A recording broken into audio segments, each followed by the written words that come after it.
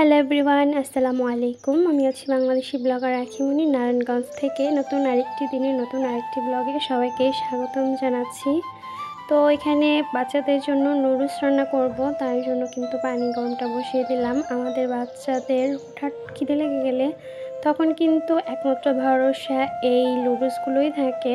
দেখা যাচ্ছে একটু গরম পানির মধ্যে সিদ্ধ করে মশলাটা মিশিয়ে দিলেই হয়ে যায়। আর এই নুডলসগুলো আমার বাচ্চারা ভীষণ পছন্দ করে, কিন্তু ওদেরকে আমি এটা বেশি এখন দেই না। যখন থেকে জানতে পারলাম যে এই নুডলসটা প্রচুর ক্ষতি করে, বাচ্চাদের মুখে রুচি নষ্ট করে ফেলে, তো মাঝে মধ্যে দেওয়া হয়। যখন নুডলস খাওয়ার জন্য অনেক বেশি বায়না করে তখনই দেই, এছাড়া ঘরে এনে রাখি না। আগে ঘরে এনে রাখতাম। তো বাচ্চাদের হঠাৎ খিদে পেলেই এরকম নুডলস মায়েরা আমরা করে দিই। এটা কিন্তু স্বাস্থ্যের জন্য মোটেও ভালো না, অনেক ক্ষতি করে। আমার ছোটো মেয়েটার মুখে রুচি তো প্রায় নষ্টই হয়ে গেছিলো, একদম নুডলস খেতে খেতে ভাত কী জিনিস ও সেটা ভুলেই গেছিলো।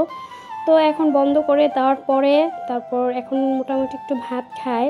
আমি অনেকটা খেয়াল করে দেখলাম যে যখন আমার বাচ্চারা বাইরের জিনিসটা কম খায় তখন ভাতের ক্ষুধাটা থাকে, আর যখন বাইরের জিনিসটা একটু বেশি খায় তখন ওরা ভাত খেতেই চায় না, মানে ঘরের কোনো খাবারই ওদের ভালো লাগে না। তো এখন মাঝে মধ্যে এই নুডলসটা দিই, আর বাইরের খাবার তো একদমই বন্ধ করে দিয়েছি। দেখা যাচ্ছে মাসে একবার কিংবা সপ্তাহে একবার এরকম করে দিই। বাইরের খাবারটাও একদম বন্ধ। তো দেখলাম যে বাইরের খাবারটা বন্ধ করে দিলে বাচ্চাদের মুখের রুচিটা আবার চলে আসে। যাই হোক, এখানে ওদেরকে নুডলস দিয়ে তারপর আমি দুপুরের রান্নাবান্নার প্রিপারেশন করে নেব। প্রচণ্ড এই গরমে কি খেলে যে শান্তি লাগবে আর কি করলে যে শান্তি পাবো আল্লাহই ভালো জানে। এত বেশি গরম পড়ছে, চুলার সামনে তো আসতে ইচ্ছে করে না। তারপরও ছোট বাচ্চা আছে, সংসার আছে, সবার কথা চিন্তা ভাবনা করে কিন্তু রান্নাবান্নাগুলো করতেই হয়। তো রান্নাবান্না আজকে কি করব সেগুলোই আজকে আপনাদের সাথে শেয়ার করব। আজকে আমি চিংড়ি মাছ দিয়ে লাউ দিয়ে রান্না করব। আর ছাদ বাগান থেকে অনেকগুলো সবজি নিয়ে আসছি, কহি পেরেছি আজকে, তারপরে বেগুন বড় হয়ে গেছিলো, বেগুনগুলো নিয়ে আসছি, ধুন্দুল পেরে নিয়ে আসলাম। মাশাআল্লাহ, আমার ছাদ বাগানে কিন্তু এখন পুরোপুরি সবজি হওয়া শুরু করে দিছে। দেখা যাচ্ছে বাজারের সবজির সাথে দু একটা সবজি কিন্তু আমার প্রতিদিনই আনা পড়ে ছাদ বাগান থেকে। প্রচণ্ড এই গরমের মধ্যে চেষ্টা করবেন যে পাতলা ঝোল জাতীয় তরকারি খাওয়ার জন্য, এতে করে কিন্তু শরীরটা ঠান্ডা থাকে। আর শরীর ঠান্ডা রাখার জন্য লাউয়ের তরকারিটা কিন্তু অনেক ভালো। তো ইদানিং আমি লাউ, তারপর কাঁচা কলা, পেঁপে এইসব জাতীয় তরকারিটা একটু বেশি রান্না করতেছি, কেননা বাচ্চাদেরও যেন ভালো হয় আর আমরা খেয়েও যেন একটু তৃপ্তি পাই। দেখা যাচ্ছে বাচ্চারা হাত দিয়ে এসব তরকারি খেতে চায় না, ওদেরকে আমি মেখে তারপরে খাইয়ে দিই। তো আজকে ছোট মাঝারি চিংড়ি মাছ দিয়ে লাউ দিয়ে রান্না করব। খুবই অল্প মশলা দিয়ে লাউয়ের তরকারিটা রান্না করে নেব।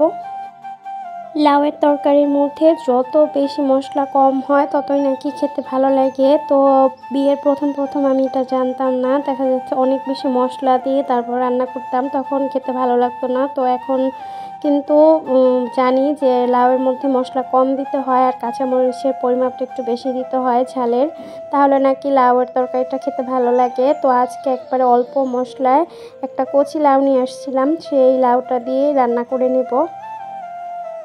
রাইস কুকারে ভাত বসিয়ে দিয়েছি। তো রাইস কুকারে ভাত হতে হতে কিন্তু তরকারিটাও রান্না হয়ে যাবে। আর গাছ থেকে কয়েকটা কহি পেড়ে নিয়ে আসছি, সেটা আজকে ভাজি করব। তো এগুলোই আজকে দুপুরে রান্নাবান্নার আয়োজন থাকবে। রান্নাবান্না করতে কখনো খুবই ভালো লাগে, আবার কখনো এত বেশি বিরক্ত লাগে, মনে হয় যে রান্নাঘরেই আসতে ইচ্ছে করতেছে না। তো ওরকম সময়গুলোতে কিন্তু আমরা ডিম ভাজি দিয়ে চালিয়ে নিই যারা গৃহিণীরা আছে। তো একটু ডাল ভাত রান্না করে দেখা যাচ্ছে বসে থাকি, তখন কিন্তু ডিম ভাজিটাই আমাদের একমাত্র ভরসা হয়ে যায়। আর যেদিন ভালো লাগে দেখা যাচ্ছে আইটেমের খাবারের অভাব নাই, মানে মনে করি যে ফ্রিজ থেকে সব নামিয়ে সবই রান্না করে নেই। আসলে শরীরের ভালো থাকার সাথে সাথেও কিন্তু মন ভালো থাকাটাও অনেক বেশি জরুরি। মন যদি ভালো না থাকে দেখবেন যে কোনো কাজকর্ম করতেই মন বসতেছে না। যাই হোক, এখানে কিন্তু আমি ভালোভাবে একদম লাউয়ের সাথে মাছ মশলা সব কিছু কষিয়ে নেব। লাউ থেকে যেহেতু অনেকটা পানি ওঠে তাই এখন আমি পানি অ্যাড করব না, এখন ঢেকে দেব যতক্ষণ পর্যন্ত পানি না ওঠে।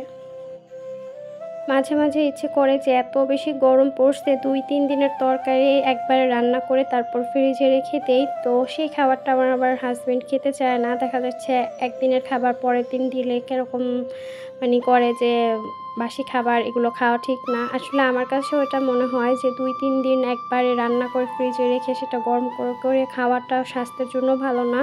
যতই খারাপ লাগুক আর যতই মন্দ লাগুক না কেন প্রতিদিনের রান্নাটা প্রতিদিন করে খেলেই ভালো।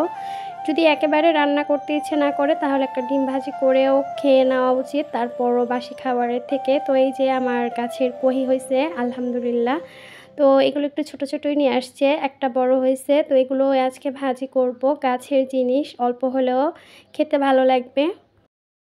মাশাআল্লাহ আলহামদুলিল্লাহ এবার আমার ছাদ বাগানের ফলন অনেক ভালো হইছে। আর এই তো গাছ থেকে কাঁচা কলাও পেড়ে নিয়ে আসছি। কালকে কাঁচা কলা দিয়ে তরকারি রান্না করছিলাম, সেটা আর শেয়ার করা হয় নাই। তো আজকে অল্প একটু আছে, দেখি এটা দিয়ে কি করা যায়।